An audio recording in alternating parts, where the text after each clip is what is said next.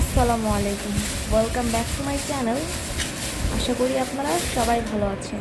আমি আলহামদুলিল্লাহ অনেক ভালো আছি। চলে এলাম অনেক দিন পর নতুন আরেকটি সংরক্ষণ ভিডিও নিয়ে।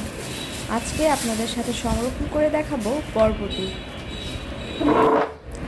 বরবটি কিন্তু সারা বছর পাওয়া যায় না, তো আপনারা চাইলে সংরক্ষণ করার মাধ্যমে সারা বছরই বরবটি খেতে পারবেন। অনেকেই আছেন বরবটি আমরা সাধারণ ওয়েতে সংরক্ষণ করে থাকি। এক্ষেত্রে কি হয়, বরবটির যে সবুজ রঙটা এইটা ঠিক থাকে না, অনেকের ক্ষেত্রে এটা ফ্যাকাশে হয়ে যায় এবং সাদা একটা ভাব চলে আসে। তো আপনাদের সাথে আমি একটা টিপস শেয়ার করব। এটা যদি আপনারা ফলো করেন তাহলে আপনাদের সতেজ অবস্থায় বরবটির যে রং এইটা সবসময় ঠিক থাকবে। আশা করব আপনারা ভালো একটা রেজাল্ট পাবেন যদি এই টিপসটা ফলো করে থাকেন। তো এইখানে আমি সংরক্ষণ করার জন্য কিছু বরবটি নিয়ে নিয়েছি। বরবটিগুলোকে আমি এখন কেটে নিব।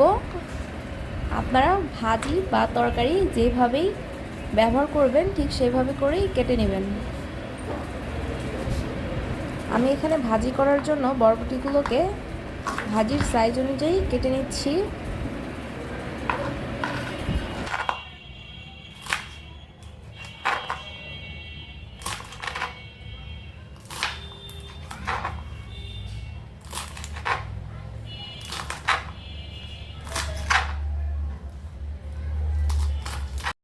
আমার সবগুলো বরবটি কেটে নেওয়া হয়ে গেছে।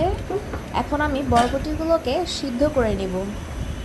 এর জন্য একটা পাতিলে আমি পানি নিয়ে নিয়েছি, আর অবশ্যই বরবটি ফুল সিদ্ধ করা যাবে না। তো এখন আমি মেইন টিপসটা বলে দেই।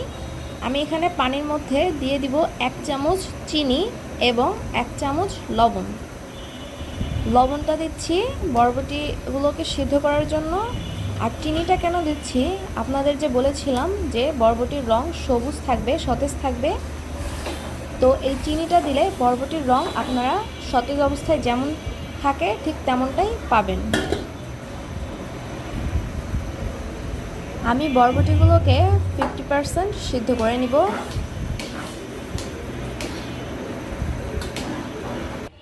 বরবটিগুলো সিদ্ধ করে নেওয়া হয়ে গেছে। এখন আমি একটা স্ট্রেইনারের সাহায্যে পানিগুলো ছেঁকে নিচ্ছি।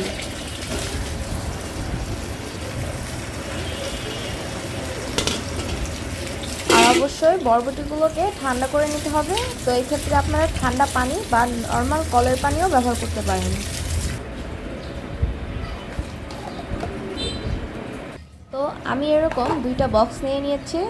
এই বক্সের মধ্যে করে আমি বরবটিগুলোকে সংরক্ষণ করব। আপনারা চাইলে পলিথিন ব্যাগেও সংরক্ষণ করতে পারেন, কোনো প্রবলেম হবে না। আমি আপনাদের সাজেস্ট করব যে আমি প্রতি ভিডিওতেই বলে থাকি আপনারা বড় কোনো বক্স ইউজ করবেন না, কজ সংরক্ষণ করার ক্ষেত্রে আমরা অনেক দিন জিনিসটা রেখে থাকি। তো আপনারা যদি বড় কোনো এয়ারটাইট বক্স ব্যবহার করেন তাহলে ফ্রিজের অনেকটা জায়গা দখল হয়ে থাকবে। তো আপনারা চেষ্টা করবেন এরকম ছোট ছোট বক্স কিংবা পলিথিন ব্যাগ ইউজ করার জন্য।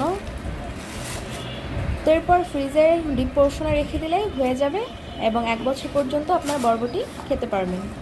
আশা করব আপনাদের কাছে ভিডিওটা অনেক ভালো লেগেছে। যদি ভালো লাগে অবশ্যই চ্যানেলটি সাবস্ক্রাইব করে পাশে থাকবেন। আজকের মতো বিদায় নিব। আল্লাহ হাফেজ।